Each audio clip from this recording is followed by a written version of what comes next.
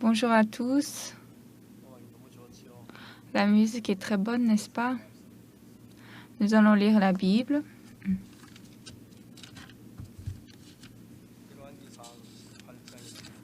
1 Roi chapitre 18. 1 Roi chapitre 18, je vais lire à partir du verset 16.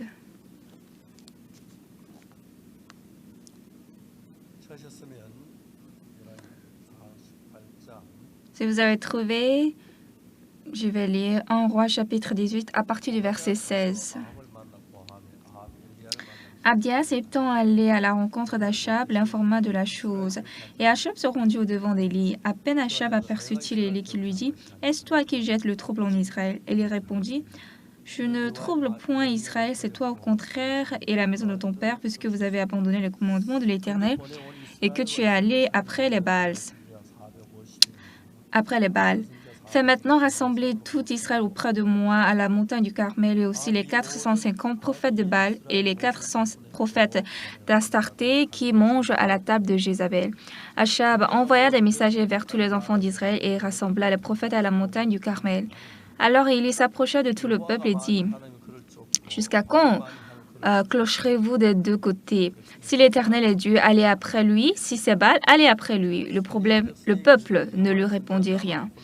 Et il dit au peuple, je suis resté seul des prophètes de l'Éternel, et il y a 450 prophètes de Baal.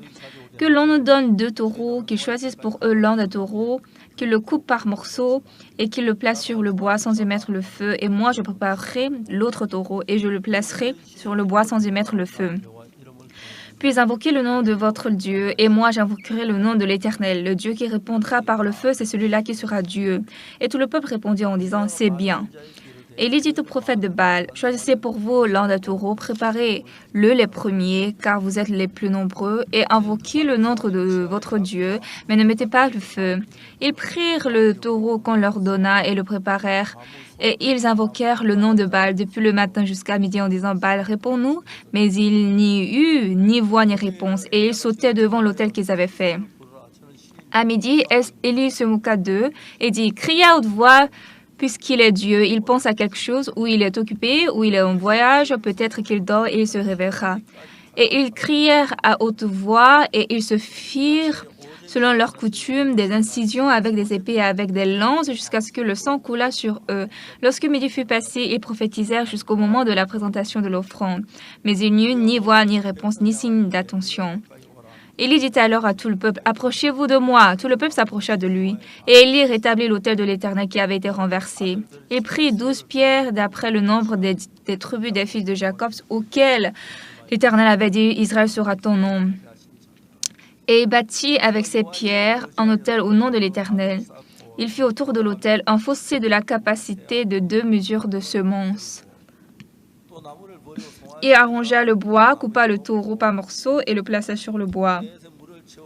Puis il dit, remplissez d'eau 4 cruches et versez-les sur l'holocauste et sur le bois. Il dit, faites-le une seconde fois, et ils le firent une seconde fois. Il dit, faites-le une troisième fois, et ils le firent une troisième fois. L'eau coula autour de l'autel et l'on remplit aussi d'eau le fossé. Au moment de la présentation de l'offrande, Élie le prophète s'avança et dit, Éternel Dieu d'Abraham, d'Isaac et d'Israël, que l'on sache aujourd'hui que tu es Dieu en Israël, que je suis ton serviteur et que j'ai fait toutes ces choses par ta parole. Réponds-moi, Éternel, réponds-moi, afin que ce peuple reconnaisse que c'est toi, Éternel, qui es Dieu et que c'est toi qui ramènes leur cœur. Et le feu de l'Éternel tomba et il consuma l'holocauste, le bois, les pierres et la terre, et il absorba l'eau qui était dans le fossé. Quand tout le peuple vit cela, ils tombèrent sur le visage et dirent, « C'est l'Éternel qui est Dieu, c'est l'Éternel qui est Dieu. » Saisissez les prophètes de Baal, leur dit Élie, qu'aucun d'eux n'échappe, et ils les saisirent. Élie les fit descendre au torrent de Kison, où il les égorgea. Et Élie dit à Achab, « Monte, mange et bois, car il se fait un bruit qui annonce la pluie. » Achab monta pour manger et pour boire. Mais Élie monta au sommet du Carmel, et se penchant contre terre, il mit son visage entre ses genoux, et dit à son serviteur, « Monte, regarde du côté de la mer. » Le serviteur monta, il regarda et dit, « Il n'y a rien. » Élie dit 7 fois, « Retourne. » À la 7e fois, il dit, « Voici un petit nuage qui s'élève de la mer. » et qui est comme la paume de la main d'un homme. Élie dit, monte et dit à Achab, attelle et descends afin que la pluie ne t'arrête pas. En peu d'instants, le ciel s'obscurcit par les nuages, le vent s'établit et il eut une forte pluie. Achab monta sur son char et partit pour Jezreel. Et la main de l'Éternel fut sur Élie, qui se saignit les reins et courut devant Achab jusqu'à l'entrée de Jezreel. J'ai lu jusqu'au verset 46. Bonjour à tous. Nous tous, nous croyons Dieu qui est invisible aux yeux. Mais en réalité, Dieu est invisible, même si nous ne le connaissons pas, quand on ne le connaît pas. Mais quand on le connaît précisément, Dieu est vivant et il travaille par sa puissance. Il protège son peuple. Nous pouvons voir le travail de Dieu. Dans n'importe quel temps, il y avait eu le vrai serviteur de Dieu, au contraire des faux prophètes, des faux serviteurs et des fausses religions. Aujourd'hui, comme avant, il n'y a aucune différence.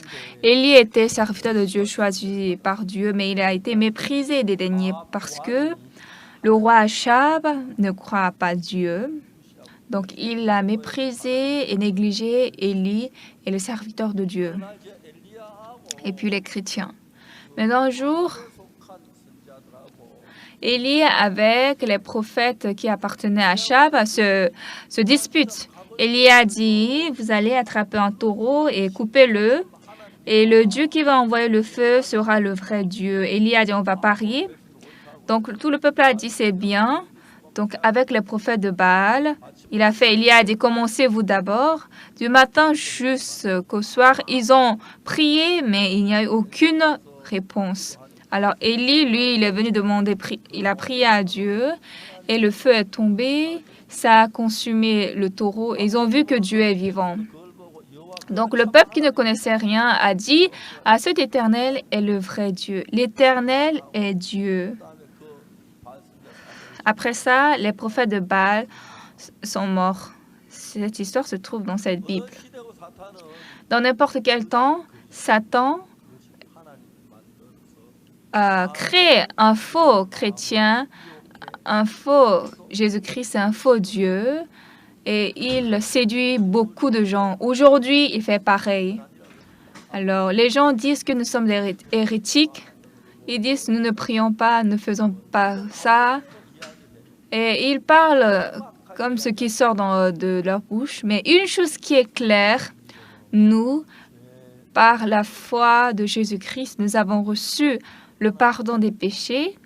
Et puis Dieu est vivant au milieu de nous. Nous avons vu ça d'innombrables fois et nous les expérimentons. Au Kenya,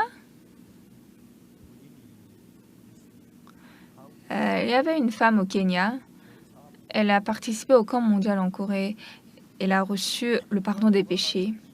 Au retour, à son retour au Kenya,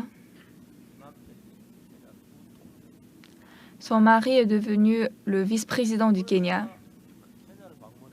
Une fois, j'ai visité le Kenya. Donc, il y avait des programmes du séminaire. Je n'avais pas du temps, mais la première dame du vice-président m'a demandé d'encontrer son mari. Mais les programmes étaient déjà fixés, donc je n'avais pas de temps. Et maintenant, il était temps de quitter le Kenya. La veille, le soir, j'ai appelé à la première dame. J'ai dit, Madame, demain, au petit matin, j'ai du temps. Est-ce que ça va? Demain, je vais prendre le vol à telle heure et puis je vais quitter le Kenya. C'est du petit matin au petit déjeuner ou du matin. J'avais le temps. Je suis allée très tôt et j'ai rencontré le vice-président. Je lui ai prêché l'évangile. Le vice-président, ce jour-là, a reçu le pardon des péchés. Il était très content. Cette fois-ci, il y a eu l'élection au Kenya, l'élection présidentielle. Et l'ancien président avait soutenu une autre personne. Et ce vice-président était presque impossible d'être élu, mais Dieu l'a rendu président.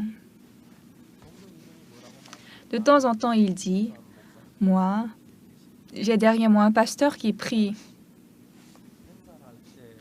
La dernière fois, à notre programme, au palais présidentiel, il a envoyé des gens et ils ont participé à notre programme. Nous étions très reconnaissants. Il y a quelque temps, je suis allée au Kenya, j'ai rencontré le président. Je lui ai parlé de l'éducation de mentalité. Le président a demandé qu'est-ce qu'on va faire. Et on a dit de nous envoyer des personnels en charge. Et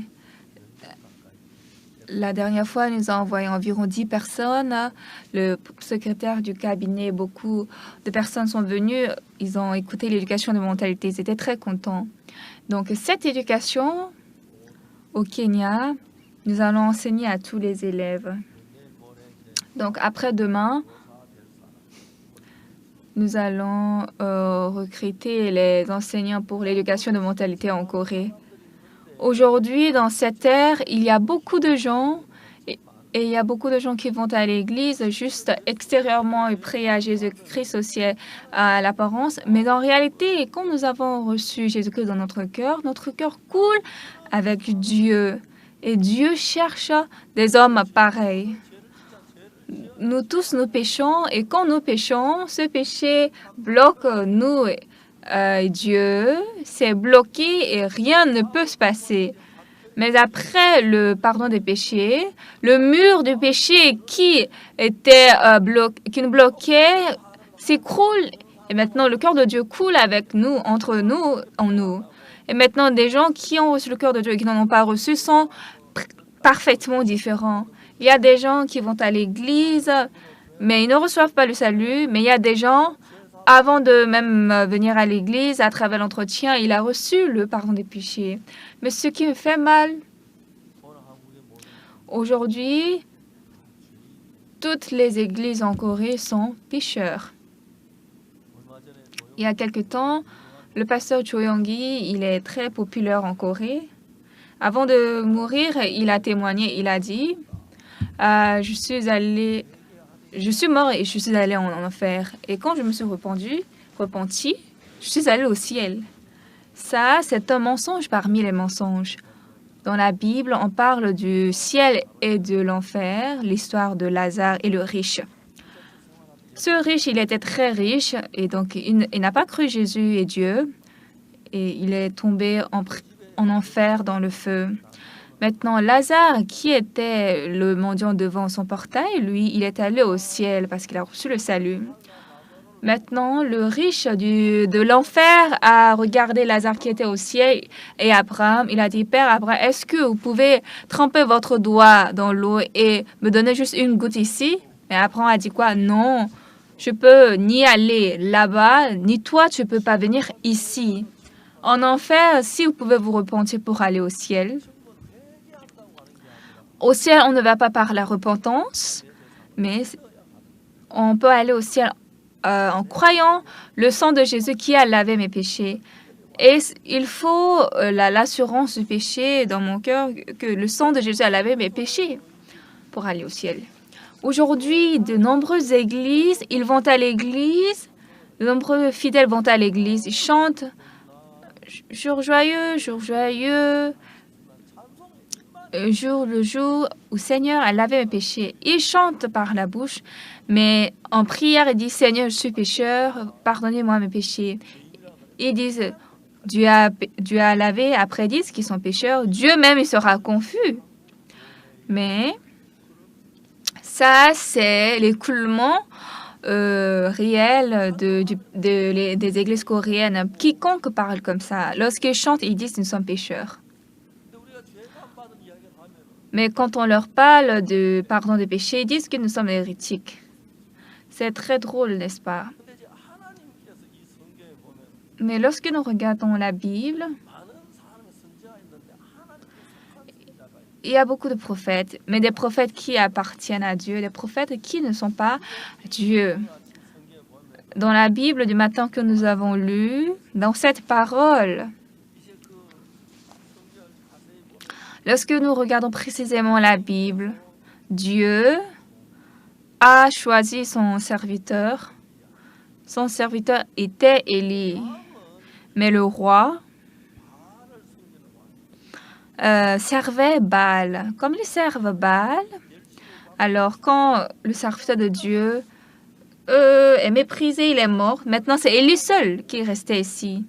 Mais les prophètes de Baal sont combien? 450. Alors Élie a rencontré Achab. Comme pendant des années, il n'y avait pas eu de la pluie, donc la terre était sèche. Et comme il n'y a pas des herbes, il cherchait des herbes pour faire manger ses chevaux. Et en ce temps, il a rencontré Élie. Et le roi a dit, Élie, est-ce toi? Élie a dit, oui, c'est moi.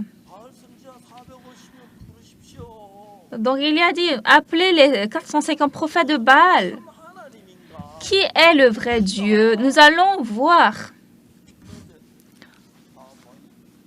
Donc le roi Achab a rassemblé 450 prophètes de Baal. Donc le peuple était juste en train de regarder et Élie est venu, il a parlé. Les prophètes de Baal sont 450, mais le prophète de Dieu, c'est moi seul. Mais qui est le vrai Dieu? Nous allons voir. Et donc, on va couper le taureau, mettons ça sur le bois, mais ne mettez pas le feu. Maintenant, vous priez à votre Dieu, moi je vais prier à mon Dieu. Le Dieu qui va répondre par le feu sera le vrai Dieu. Faisons comme ça. Donc, ils ont dit, ah oui, c'est bien. Donc, Élie a dit, choisissez pour vous, faites-vous d'abord, vous serez les premiers. Donc, les dieux, prophètes ont dit quoi? Oh Baal, exaucez-nous, exaucez-nous. Mais en bas, il n'y a pas Dieu. Comment Dieu va se manifester là? Ça n'a pas de sens. Donc, jusqu'au soir, ils ont prié. Après, comme ça ne marchait pas, ils ont fait des incisions. Ils ont fait couler du sang, mais le Dieu de Baal n'a pas répondu. Alors, qu'est-ce qu'Élie a dit? Élie a dit, criez à haute voix. On ne sait pas s'il dort ou il est en voyage. Mais leur Dieu n'avait aucune réponse. Après, Élie est sorti. Il a fait l'autel. Il a déposé un taureau. Et puis, il a dit, versez de l'eau. Donc, ils ont versé de l'eau sur le fossé. Et l'eau a fait remplir sur le bois. Et ensuite, Élie a prié à Dieu. Dieu, que l'on sache aujourd'hui que tu es Dieu en Israël, que je suis ton serviteur, et que ce peuple reconnaisse que c'est toi, éternel, qui est Dieu. Aujourd'hui, le christianisme a corrompu, est tellement corrompu. Et la plus grande chose, c'est quoi? Le christianisme nie la croix de Jésus. Ça ne veut pas dire qu'ils n'ont pas déposé la croix. Ils installent la croix, ils chantent la croix. Cependant, si Jésus-Christ est mort sur la croix pour mes péchés doivent être lavés. C'est ça le principe. Vous dites Amen? Ils disent que sur la croix, Jésus-Christ a lavé leurs péchés. Ils chantent. Roi des rois, le Seigneur Jésus a versé son sang pour moi comme un verre, a été châtié. Jour joyeux, le jour où le Seigneur a lavé péché. Ils chantent, mais ils disent, prions. Ô Seigneur, pardonne le pécheur. C'est parce que c'est Dieu qui comprend, mais l'homme sera confus parce qu'ils ont chanté qu'ils sont justes et prient son pécheur.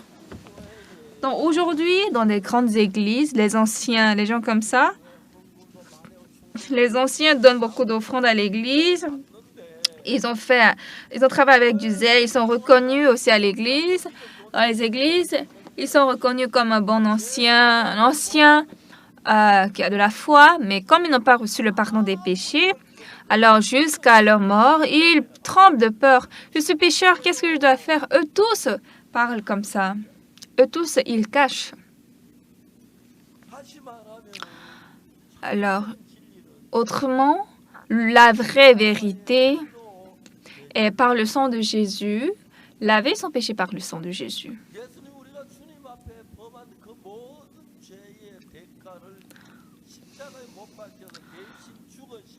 Jésus est mort pour tous les prix de mes péchés sur la croix. Il a été puni pour mes péchés. Et il est vrai que mes péchés sont lavés tout blancs comme la neige. C'est ça la vraie vérité.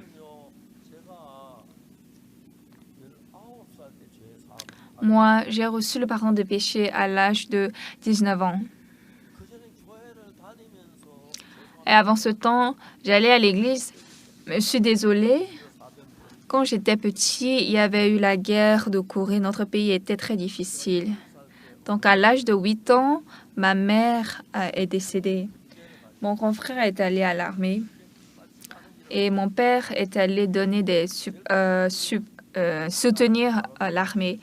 La plus grande sœur avait 15 ans. La deuxième grande sœur avait 13 ans. Moi, j'avais 8 ans. Mon petit frère avait 4 ans. Et ma grande sœur était le chef de famille en ce temps. Nous étions très pauvres.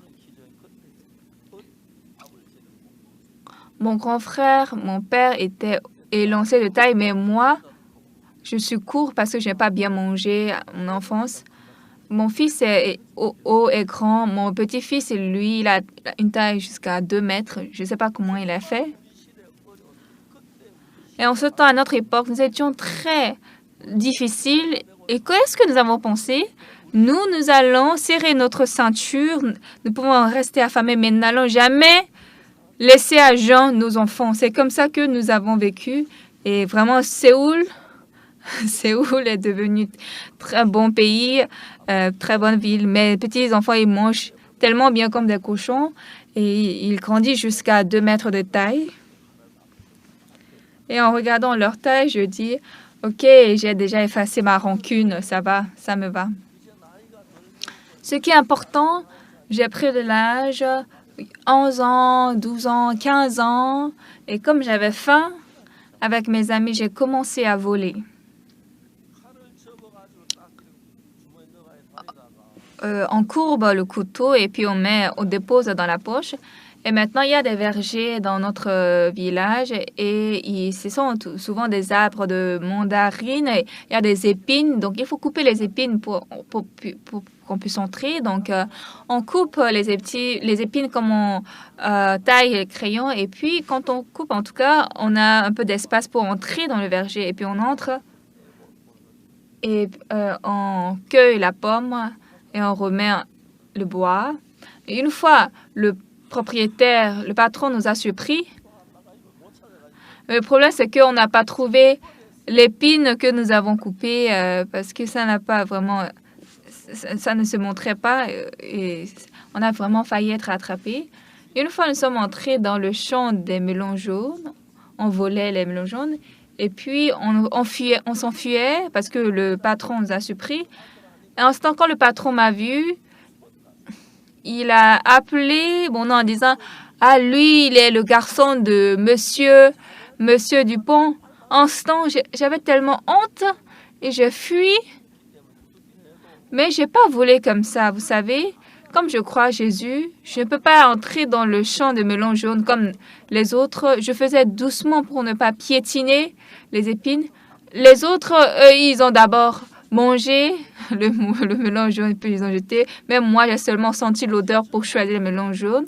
Je n'ai pas cassé les fruits. Je suis un gentil voleur. Mais mon père a dit, vraiment, je ne peux pas vivre à cause de toi dans ce village. J'ai tellement honte de toi. Mais moi, j'ai vraiment fait attention pour ne pas piétiner les épines, les fruits. En tout cas, c'est comme ça que j'ai vécu. Mais quand je me regardais, en toute chose, j'étais la personne très apte, habile pour entrer en enfer. Et aussi, j'avais tellement menti, comme je mens beaucoup. Au contraire, comme je suis une personne vraiment qui n'a rien, qui suis beaucoup défaillante, et donc j'ai un peu ajouté de mensonges. Mais après 1 an, j'ai vu que si j'ouvre seulement ma bouche, je mentais seulement. Et les gens me disent, Oksu, il ment encore. Décidément, je voyais que je suis un menteur, un voleur, et je n'avais aucun doute que j'irais en enfer. Mais vraiment, je ne voulais pas aller en enfer. Donc, j'étais jeune en ce temps. À 15 ans, à 16 ans, j'allais à la dévotion matinale. À la dévotion matinale, lorsque tous les gens sont rentrés chez eux, moi, je demandais, prier à Dieu de pardonner mes péchés. C'est comme ça que je vivais. Et puis, à l'âge de 17 ans, j'ai commencé à lire la Bible. Cette Bible, quand vous lisez ça 10 heures par jour, en 7 jours, vous pouvez finir cette Bible. Et puis donc, pendant une semaine, si je lis seulement la Bible sans rien faire, je peux finir la Bible, l'Ancien et le Nouveau Testament une fois. J'ai lu l'Ancien et le Nouveau Testament une fois, 2 fois, 3 fois, 4 fois, 10 fois, 20 fois, en la lisant comme ça. Ce qui est très étonnant, j'ai lu Lévitique chapitre 4. J'en ai beaucoup parlé sur ça, n'est-ce pas? En Lévitique chapitre 4, il y a la vraie méthode pour laver le péché. Parmi le peuple d'Israël, lorsqu'ils ont péché, comment on peut laver le péché du sacrificateur? Et puis, comment laver le péché de toute l'assemblée? Comment laver le péché du chef de la tribu? Comment laver le péché de quelqu'un du peuple? Cette parole c'est bien décrit dans la Bible. La Bible est claire, mais pourquoi les pasteurs ne nous expliquent pas ça? Moi, donc, j'ai ouvert la Bible et j'ai cherché.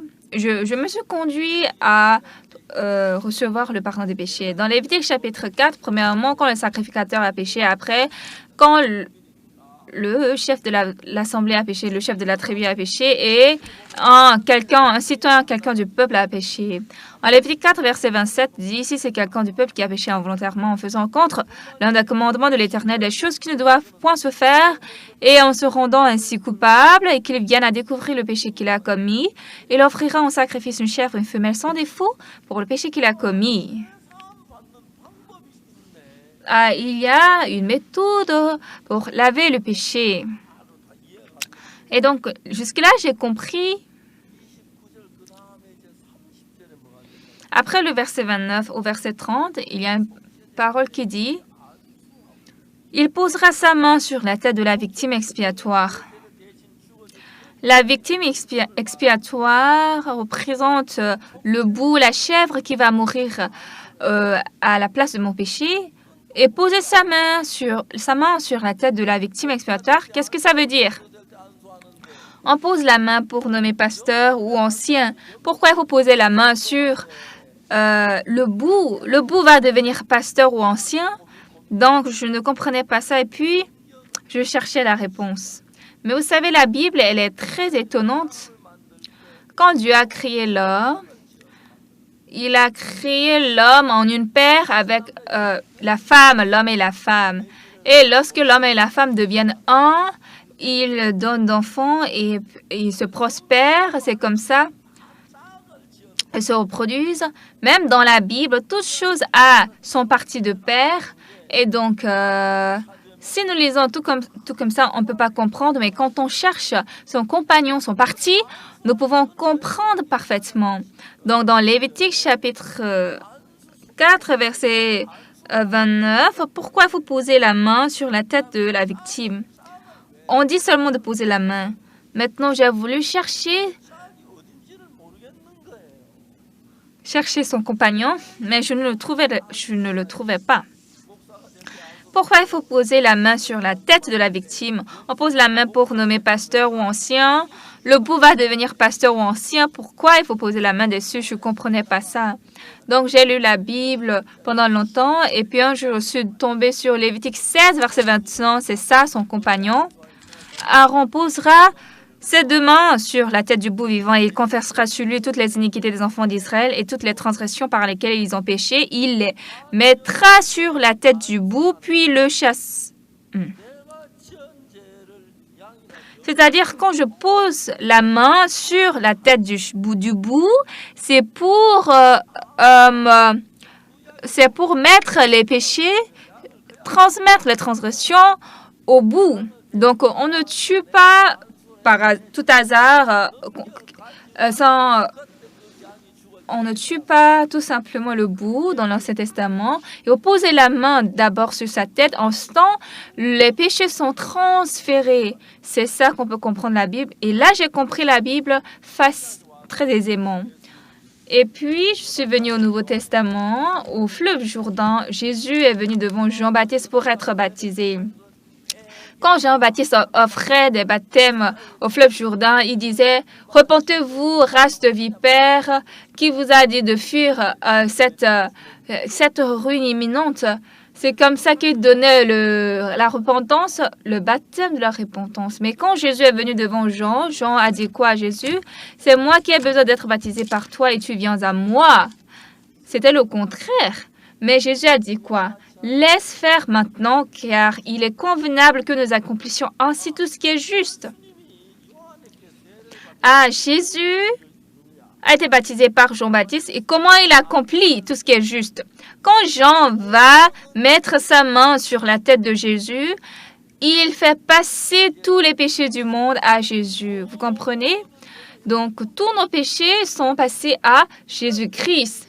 Et là, quand il a posé la main sur Jésus, nos péchés sont transférés à Jésus. Et le lendemain, Jean vit Jésus venant à lui. Il dit quoi? Voici l'agneau de Dieu qui ôte le péché du monde.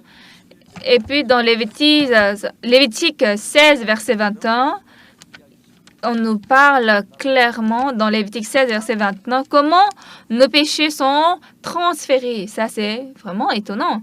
Ah, c'est comme ça que nos péchés ont été transmis. C'est comme ça que nos péchés sont allés à Jésus-Christ.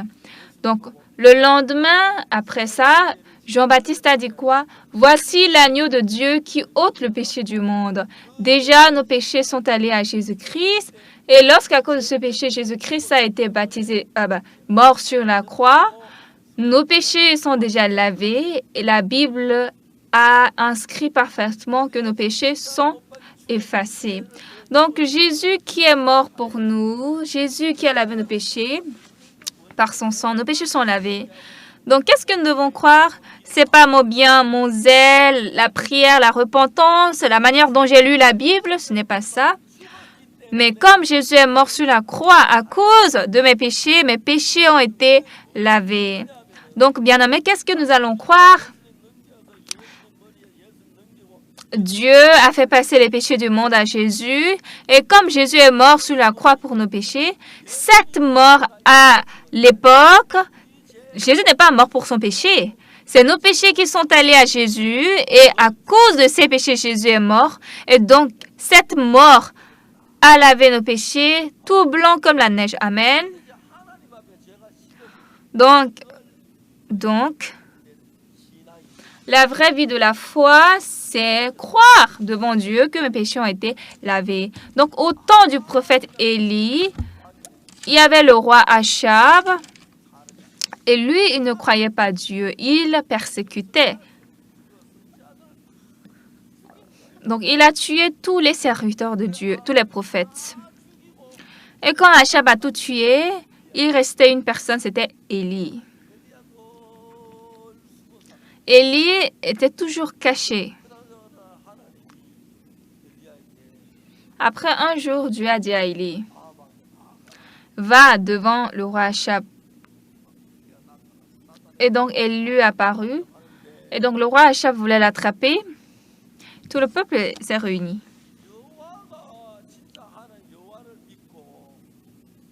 L'Éternel est le vrai Dieu et Élie croyait le Dieu.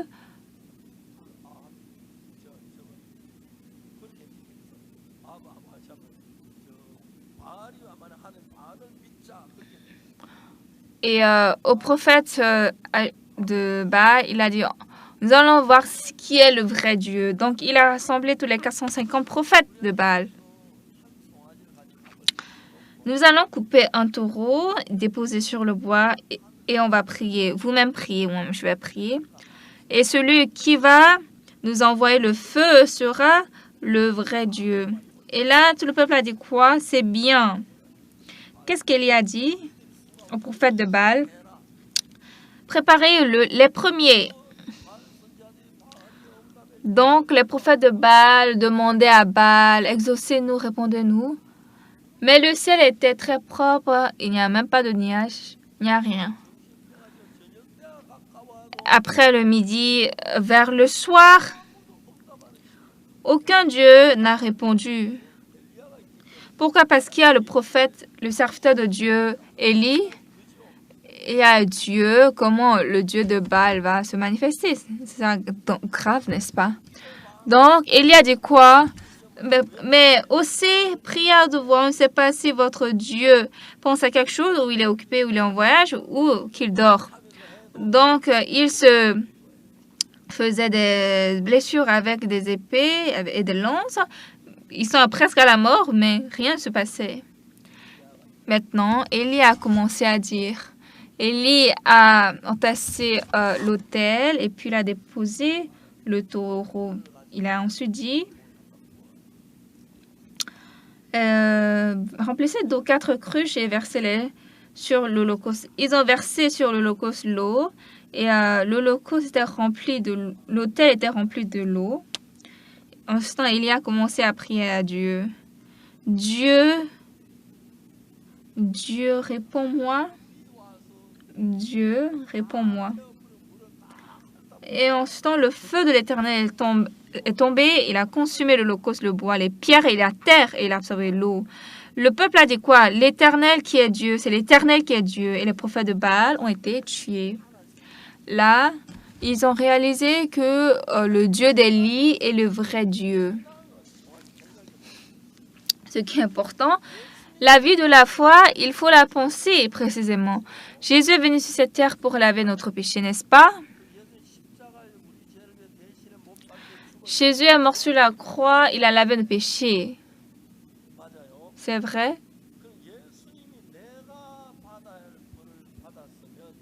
Donc si Jésus a reçu le châtiment de mes péchés, sommes-nous pécheurs ou non? Nous ne sommes pas pécheurs, n'est-ce pas? Jésus est mort sur la croix pour notre péché. Il a eu la rédemption éternelle. Nous ne sommes pas pécheurs. Pourquoi? Parce que le châtiment de nos péchés, Jésus-Christ l'a ôté sur la croix. Il est mort sur la croix en versant son sang. Il a été châtié. En ce temps, tous nos péchés ont été effacés. Ce que la Bible nous dit. Amen. Si Jésus a été crucifié et n'a pas lavé nos péchés, il est mort en vain. Mais aujourd'hui, beaucoup d'églises, comment elles enseignent? Jésus a été crucifié, mais comme nous péchons, nous sommes pécheurs. C'est comme ça qu'ils enseignent. Alors, les gens qui vont dans les églises du monde, ils travaillent dur, ils bossent, et puis au moment de leur mort, eux tous tremblent de peur. Parce que si j'ai le péché, ils savent précisément qu'ils vont aller en enfer. Donc, ils se souviennent du péché qu'ils ont commis, ils ont volé ou menti, mais comme leurs péchés ne sont pas lavés, alors ils prient, ils demandent pardon des péchés chaque petit matin, mais leur péché n'est pas effacé. Alors, cet homme doit aller en enfer. C'est pourquoi, quand moi j'étais petit, je demandais pardon à Dieu. Je suis jeune, mais j'ai envie de dormir, mais je venais à la dévotion matinale et à la fin, je priais toujours à Dieu de pardonner le péché, mais je continuais à commettre des péchés. Un jour, j'ai commencé à lire la Bible. Ce qui est très étonnant, c'est que dans l'Ancien Testament, quand on a égorgé le bout pour donner un sacrifice, on met la main sur sa tête pour faire transmettre le péché. Et puis, lorsque son sang est passé sur les cornes de l'autel, nos péchés sont lavés. De même, Jésus-Christ a été crucifié. Il est mort pour nos péchés. En 3 jours, quand il est ressuscité, comme Jésus était mort pour nos péchés, il a payé nos péchés. Donc, c'est vrai que nos péchés ont été effacés. C'est ce que la Bible dit. Amen. Mais aujourd'hui, beaucoup d'églises, les pasteurs lisent la même Bible, mais ce qu'ils disent n'a pas de sens. Seigneur, nous sommes pécheurs, pardonnez-nous notre péché. Alors, Jésus est mort sur la croix pour nos péchés. Ça, c'est vrai ou faux? Ça veut dire que c'est faux. Ça n'a pas de sens. Ils chantent. Jour joyeux, jour Seigneur, à laver mes péchés. Mais ils prient. Seigneur, pardonnez le pécheur. Dieu même sera confus. Ils disent, ils sont lavés, ils sont pécheurs. Non. Parfaitement, Dieu a lavé le péché pour toujours parce qu'il a versé le sang sur les corps de l'autel au ciel pour toujours. Il a obtenu la rédemption éternelle. En 1962, le 7 octobre, cette mort de Jésus-Christ à la croix est mort à la place de mes péchés. Donc, j'ai découvert correctement que mes péchés ont été lavés. En ce temps, mes péchés sont lavés. J'ai cru mes péchés sont lavés. Et depuis ce temps, jusqu'à présent, quoi que je fasse, Dieu est avec moi.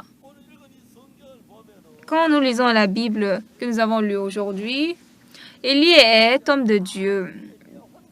Tous les serviteurs de Dieu sont morts. Élie restait seul. Et il y avait 450 prophètes de Baal. Et comme la femme d'Achab, Jezreel croyait Baal, donc les prophètes de Baal aussi étaient très audacieux. Mais Dieu a un jour arrêté la pluie. Donc, à cause de la pluie, il y a eu une famine aride.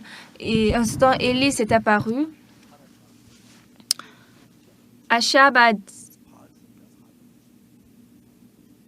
a dit de prier à Dieu pour qu'il nous envoie la pluie. Mais avant ça, il a dit d'appeler les prophètes de Baal. Nous allons faire un pari.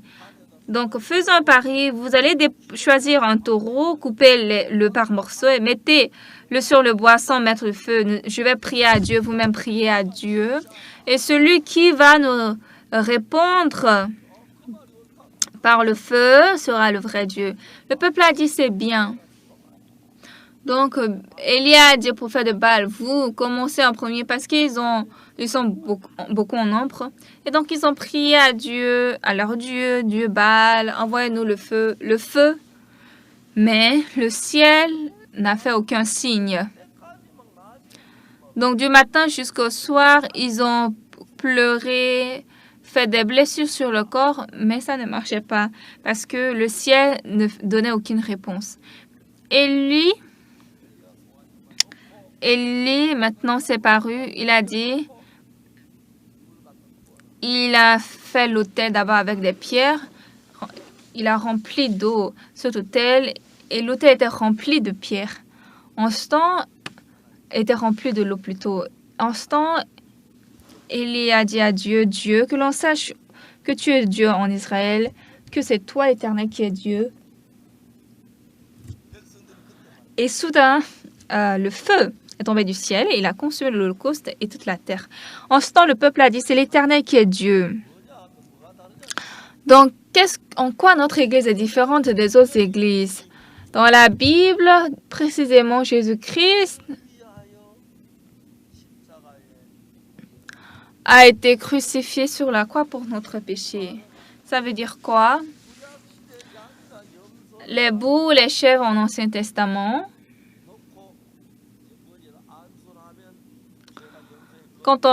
avant de les éroger, on met la main sur leur tête et lorsqu'ils meurent, c'est leur sang qui va laver notre péché. Mais à l'Ancien Testament, ce sacrifice,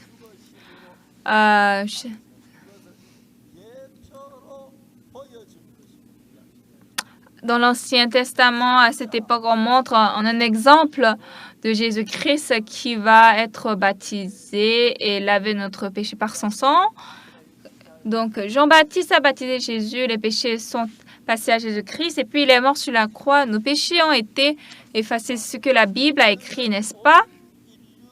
Alors, bien-aimés, toute l'humanité devait payer le péché,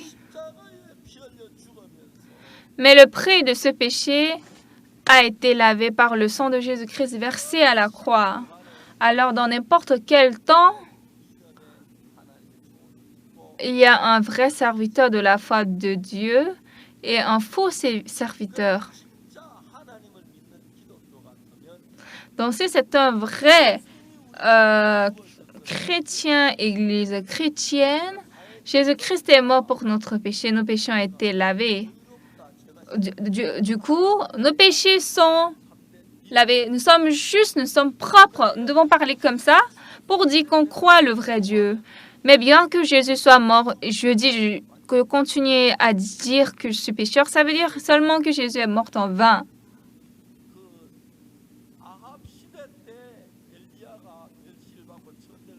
Dans au temps d'Achab, Élie a été méprisé et blasphémé. Tous les autres serviteurs ont été tués. Il restait seul.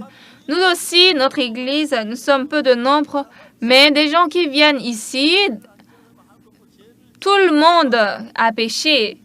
Cependant, lorsque Jésus-Christ a été crucifié à la croix, il est mort pour les péchés à notre place. Là-bas, nos péchés sont lavés pour toujours. Croire cela est croire réellement Jésus-Christ. Même avant que Jésus ne meure sur la croix, il est pécheur. Après avoir été crucifié aussi, il est pécheur. Là, ça veut dire que Jésus est mort en vain. Mais ce n'est pas le cas avant la mort de Jésus-Christ, que je connaisse ou pas. Comme Jésus-Christ est mort pour nos péchés, tous nos péchés sont lavés pour toujours.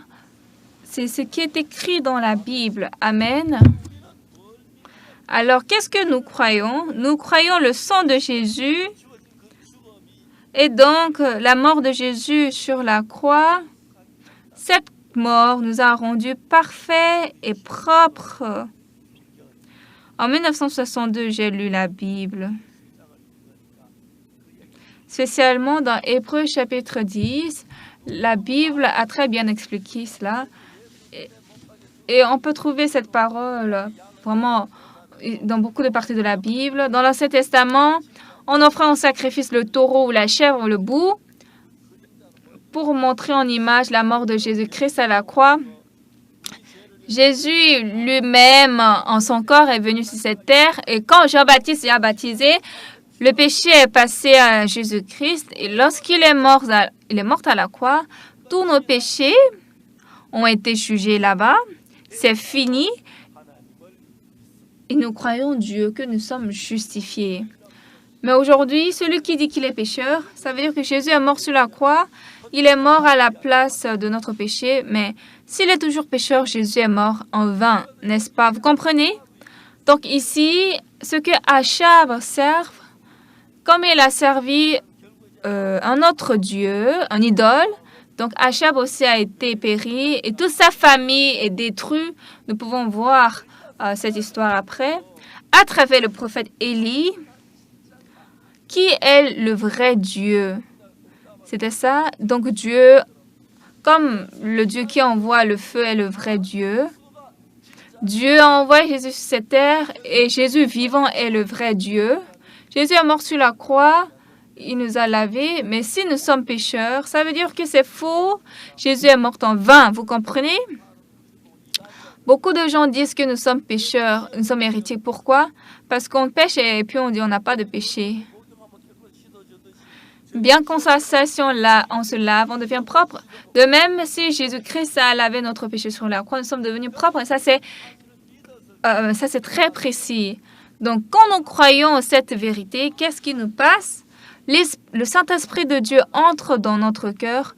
Notre vie change, nous devenons heureux. Et puis, quand nous avons la chair, nous avons les désirs de la chair parce que nous vivons dans ce monde. Il y a le cœur méchant qui sursaute. Cependant, Jésus-Christ nous conduit et de plus en plus, nous vivons une vie sainte et heureuse. À travers Achab, beaucoup de serviteurs de Dieu ont été tués. Et c'est seulement un serviteur qui est resté. Et Élie a fait un pari avec les 450 prophètes de Baal. Dieu était aux côtés de qui? Dieu a pris la main d'Élie. Aujourd'hui, même quand nous prêchons l'Évangile, dans beaucoup de pays de ce monde, ils écoutent cet Évangile nouveau et puis ils disent, « Ah, alors là, c'est vrai que Jésus est mort pour nos péchés et c'est vrai qu'il a lavé nos péchés, n'est-ce pas? » Si Jésus a lavé notre péché demeure, ça veut dire que Jésus est mort en vain, il a échoué. Parmi vous, rassemblés ce matin, je comprends, vous pouvez penser, je suis pécheur, j'ai péché, oui, parce que nous tous, nous avons péché, il n'y a personne qui n'a pas péché. Mais pour le salaire de notre péché, à cause de notre péché, nous devons aller en enfer éternel, mais pour nous sauver du péché, Dieu a transmis tous nos péchés à Jésus, et quand Jésus est mort sur la croix, en ce temps, les prix de notre péché ont été payés. Amen. Alors, qu'est-ce que nous devons faire maintenant? Je ne dois pas essayer moi-même à laver le péché, mais Jésus-Christ est mort sur la croix à verser son sang. Et comme en ce temps mes péchés ont été lavés éternellement, je dois croire ça dans mon cœur, par mon cœur. Celui qui croit ça de sa bouche, qu'est-ce qu'il va dire? Moi, je n'ai pas de péché. Jésus-Christ a lavé mes péchés. Mais celui qui ne peut pas croire, il dit, bien que Jésus-Christ est mort sur la croix, je suis pécheur. Ça ne peut qu'être ça. Alors, comme je vous ai dit, les gens demandent pardon continuellement à Dieu. Mais celui qui a vraiment reçu le pardon des péchés n'a pas besoin de demander pardon à Dieu parce que son péché est déjà lavé. C'est ça, la foi. C'est comme ça que nous avons commencé l'œuvre de l'Évangile. Ce qui est étonnant, Dieu travaille en nous puissamment. Je vais un peu vous ajouter. Je vais vous parler de ma rencontre avec le président du Paraguay. L'ambassadeur du Paraguay m'a visité. Il avait déjà participé à quelques camps mondiaux d'AYF. Il m'a dit que je veux vous rendre mon confrère, Pasteur Pak. Devenez mon confrère. Donc, j'ai 2 petites sœurs. La ministre de la Tanzanie et ma petite sœur, elle m'appelle confrère. Et puis en Afrique, il y a encore une autre personne, elle m'appelle confrère. Je suis allée en Tanzanie, mais ça fait longtemps que je ne suis pas là. Mais je suis seulement reconnaissant qu'ils ont reçu le pardon des péchés par le sang de Jésus. Donc, un jour, l'ambassadeur de Paraguay m'a dit, Pasteur, je veux vivre comme votre petit frère. Comment un ambassadeur va devenir mon petit frère? Bon, d'accord, ça va, comme je suis plus âgée que lui, bon, ça ne va pas me faire un dommage. Et il s'est donné le nom Pak Tesu.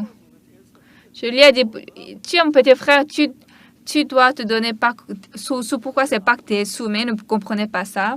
Il a créé le nom là où on crée les noms. Et un jour, il est venu me voir, il m'a dit, confrère, j'ai un souci. Lequel? Le président du Paraguay va entrer en Corée.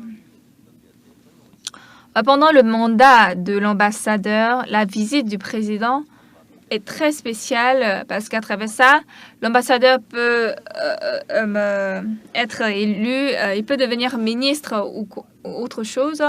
Donc, c'est une chance pour lui dans sa vie en tant que sa vie ambassadeur. Et il m'a dit, notre budget est faible, donc c'est difficile de bien accueillir le président. Donc, j'ai réfléchi, qu'est-ce que je dois lui faire? Je dois lui supporter l'argent, c'est ça? Mais ce n'était pas ça. Il a dit que notre président aime la musique. Est-ce que vous pouvez faire le concert musical? Pasteur, confrère, tu peux nous envoyer quelques membres de la Choir Gracias? Mais en ce temps, on faisait le séminaire à Chamshil. Et donc, j'ai parlé à la conductrice de la Choir Gracias. Elle a choisi quelques membres pour faire le concert. On m'a également appelé. Normalement, je commence le sermon à 20h20 comme ça, ou à 20h18. Et donc, j'ai été au séminaire, je suis restée là jusqu'à 19h30 et puis je suis venue au lieu du concert musical, là où il y a l'ambassadeur.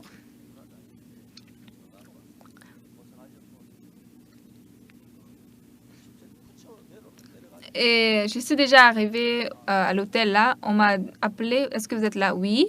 Venez au 9e étage. Je suis allée là. J'ai rencontré le ministre de la Jeunesse, le secrétaire du cabinet, l'ambassadeur, le président et une autre personne. On était 5. Et j'ai discuté avec le président. Et à notre séparation, je lui ai offert le livre Le secret de la rémission du péché de la Renaissance. Puis on a dit au revoir. Le président, lui, il est entré dans son pays. Et dans l'avion, il a demandé le livre du pasteur Park, mais son secrétaire a laissé ce livre en Corée.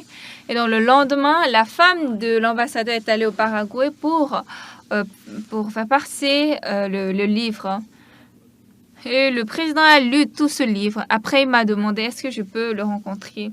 Mais j'ai dit il y a le camp mondial au Paraguay d'ici en 3 mois. Est-ce que je peux vous rencontrer en ce temps? Il a dit d'accord. Je suis allée au séminaire au Paraguay. Et comme je suis venue officiellement par l'ordre du président, on m'a très bien accueillie à l'aéroport ou bien à la sortie de l'aéroport. L'hôtel aussi, les agents de sécurité, ils me faisaient le garde pour moi. En tout cas, c'était très intéressant pour moi. Donc, la veille, avant de rencontrer le président, j'ai appelé le secrétaire du cabinet. J'ai demandé, j'ai combien de temps avec le président? Il m'a dit 40 minutes. Alors, donc, comme le président aime la musique, la chorale Gracias va chanter. Elle va chanter. Et j'ai enlevé toutes choses. J'ai seulement sélectionné quelques membres qui vont chanter. Elle va chanter 2 chansons. Moi, je vais... Et puis, on va se saluer 5 minutes. Et le reste, moi, je vais prêcher pendant 30 minutes. Et donc, j'ai prêché pendant 30 minutes l'évangile. Et en ce temps, le président, il frémissait. Et puis, il a tenu ma main. Il était tellement reconnaissant de moi. Et en ce temps, moi, j'étais très émue parce que le président était très content et reconnaissant. Après, je suis sortie. Et puis, je sortais. Le secrétaire du cabinet m'a appelé, il a dit « Aujourd'hui, le président veut assister au programme d'IYF ce soir. » Et puis, il a dit à tous les autres ministres d'assister à ce camp. Donc, le président est arrivé, les ministres aussi. Quand moi, je rencontre le président, c'est Dieu qui travaille comme ça. Et il m'a fait rencontrer plusieurs dizaines de présidents. Et à chaque fois que je rencontre le président, ils reçoivent le salut. Ils deviennent mes amis. Ça, c'est pas moi qui fais, Dieu qui fait. Pourquoi un homme comme moi qui suis rien? Je suis court de taille, je suis vilain, en toute chose, je ne suis pas bon. Mais comme Dieu a fait comme ça, cette fois, je suis très reconnaissant parce que Dieu a aidé notre travail, notre pays à désormais des choses importantes. Et nous sommes en train de parler avec le président parce qu'on nous demande de travailler pour le pays. Et les frères aussi sont contents. Donc, en tout cas, même la semaine prochaine, je vais rencontrer les présidents à l'étranger. Je suis vraiment rien. Mais comme Dieu m'a établi, il m'a fait rencontrer de dizaines de présidents et surtout l'éducation de mentalité, vous savez. Les jeunes du monde entier ont beaucoup de problèmes et nous avons écrit le livre L'éducation de mentalité et c'est très précis. Et au président du Kenya, par exemple, le président du Kenya a dit de faire l'éducation de mentalité dans leur pays. Donc, on va commencer au Kenya. On fait aussi en Ouganda. Et déjà, ils étaient en Corée. Ils ont reçu l'éducation de mentalité fondamentale. Et donc, après-demain, nous allons recruter les conférenciers pour l'éducation de mentalité. On va les éduquer. Ils vont aller dans le monde entier pour donner ces cours. Moi, je suis rien. Et tout à l'heure, le pasteur, il a témoigné, le co-pasteur a témoigné à propos du président. Je suis très reconnaissant au Seigneur. Le président a reçu le salut, il était très content. Puis, il nous a donné plus de 100 hectares pour qu'on puisse bâtir notre centre. Je suis reconnaissant à Dieu.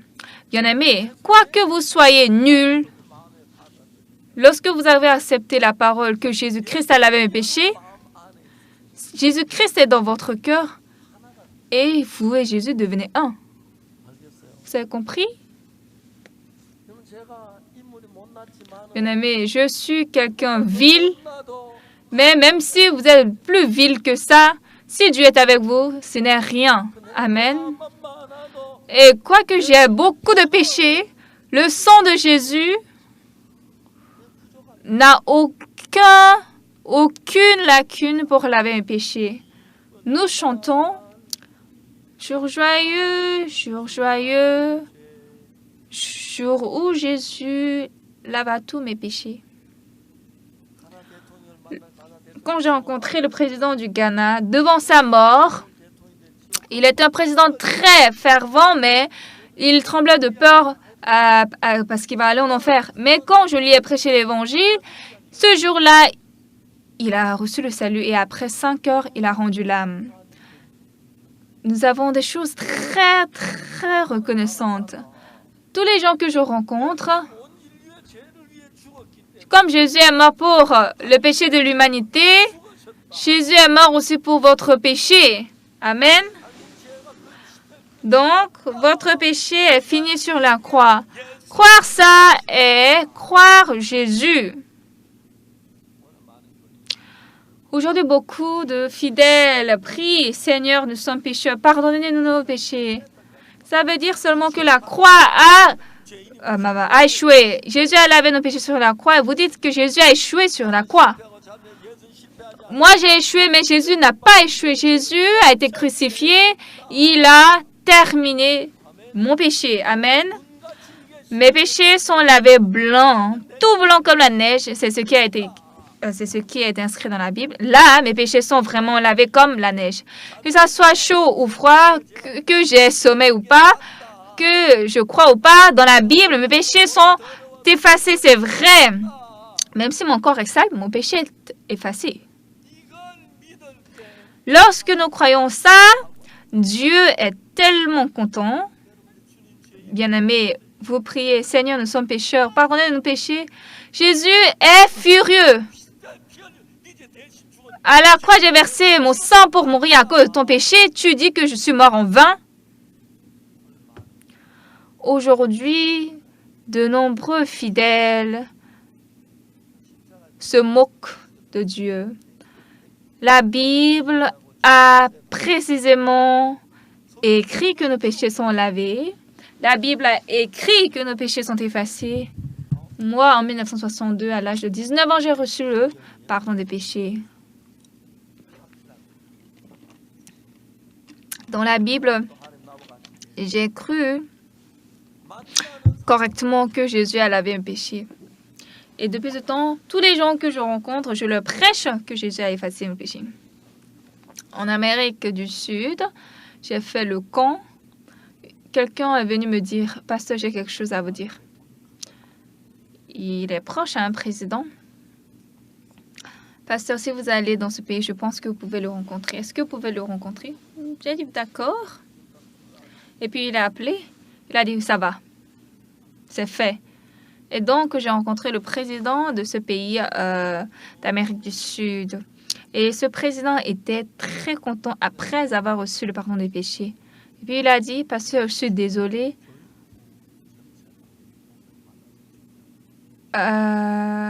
Toutes les personnes du ministère de l'Éducation veulent vous rencontrer. Est-ce qu'on peut vous rencontrer? » J'ai dit, « Oui, ça va. » Et donc, devant le ministre de l'Éducation et des personnels du ministère, j'ai prêché l'évangile, j'ai donné le cours de mentalité.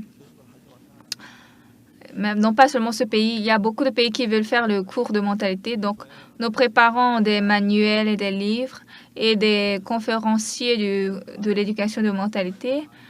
Et lorsqu'ils vont donner cette éducation de mentalité dans les pays extérieurs, les gens qui vont apprendre cette mentalité, autrefois, on vivait avec son propre cœur. Mais maintenant, on ne vit pas avec son cœur, avec Jésus-Christ.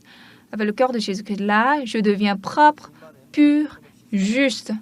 Moi aussi, auparavant, j'étais un homme vil. Mais après que j'ai cru Jésus et il est entré dans mon cœur, je ne peux pas tout exprimer comment je suis reconnaissant à Jésus. Bien-aimés, nous sommes réunis pendant le culte. Nous devons louer Jésus. Pourquoi? Parce que nous ne pouvons pas louer Jésus qui n'a pas lavé nos péchés, n'est-ce pas? Mais non, Jésus a ôté le péché du monde.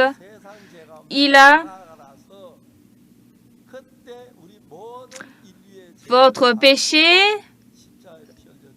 est composé aussi dans le péché du monde. Là, Jésus-Christ a ôté ça, été crucifié. Là, tous nos péchés ont été lavés. Amen. Maintenant, c'est ça que nous devons croire. La malédiction qui doit retomber sur moi, le châtiment, les punitions, tout ça, Jésus a reçu à ma place. Moi, je n'ai rien à recevoir.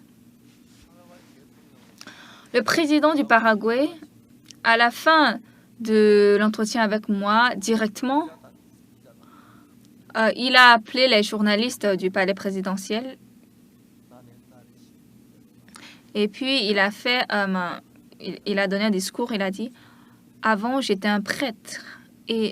Mais j'ai aimé une femme.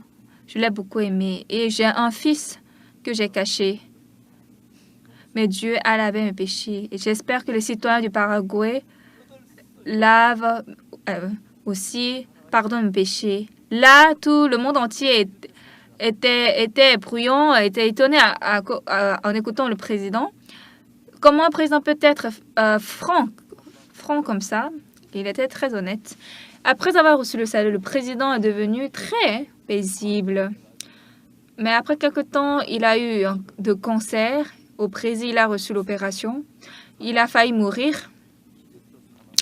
Et miraculeusement, il a été sauvé, il a été guéri. Et puis, il y a une autre personne qui était allée avec lui au Brésil pour le traitement, mais lui, il est revenu mort. Nous tous qui avons reçu le pardon des péchés, quand nous croyons que par le sang de Jésus, mes péchés sont lavés, mon cœur va sortir de mon cœur. Et comme ce cœur est un avec Jésus, votre cœur sera un avec Jésus. Là, quoi que vous fassiez, Jésus vous aide et vous protège. Quoi qu'on me dise, si Dieu me bénit, ça c'est très étonnant.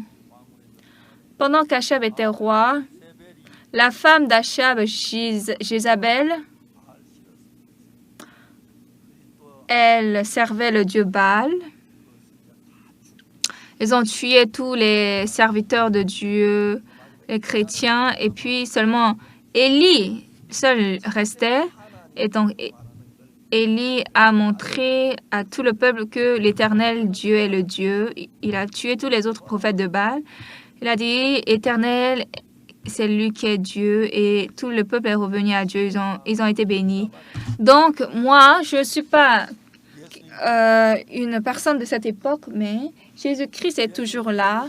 Il est notre Seigneur. Comme Jésus est mort sur la croix pour nos péchés,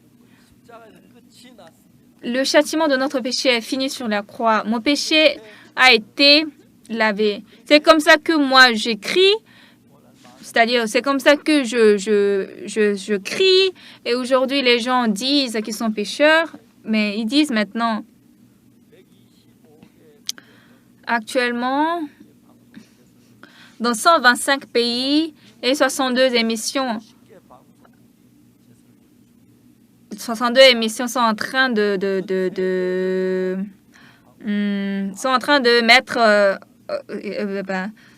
diffuser mes sermons. Seulement aux États-Unis, 50 émissions diffusent mon sermon. Vous savez, cette fois-ci, au camp mondial, il y avait de la pluie, mais le gouvernement, en tout cas, a beaucoup de travail pour nous. Si c'est nous qui avons fait, on allait mieux faire. Je ne sais pas s'ils vont écouter. En tout cas, ça a été bien dû à travailler. Le camp mondial a été très bon. Il y a 20 000 personnes qui sont venues. Et de l'étranger, il y a 1500 pasteurs qui sont arrivés en Corée. Ils étaient tous contents. À présent, les églises du monde, ne disons plus nous sommes pécheurs. Si nous disons que nous sommes pécheurs, ça veut dire que la croix de Jésus est nulle. Mais nous ne sommes pas pécheurs. Jésus-Christ à la croix a été châtié pour tous nos péchés. Nous sommes devenus justes, propres. Nous devons dire que nous sommes justes. C'est pas que j'ai pas péché, j'ai péché, mais Jésus-Christ a été châtié pour mes péchés. Et moi, je crois sur Jésus. Je le respecte et nous l'aimons, ce Seigneur. Et c'est ça la vraie foi, vous avez compris? Donc, les gens que vous rencontrez, que ce soit sur la route, des gens proches, s'ils disent que nous sommes pécheurs, ça veut dire que tu blasphèmes Jésus. Jésus est mort sur la croix pour notre péché. Tu dis que nous sommes pécheurs. Parle pas comme ça. C'est pas vrai, c'est pas juste. Jésus a lavé notre péché. Dans la Bible, Dieu a dit, il ne se souvient pas de notre péché. Il a tout lavé. Non seulement vous qui allez garder cette foi, nous allons faire entendre toute la nation coréenne.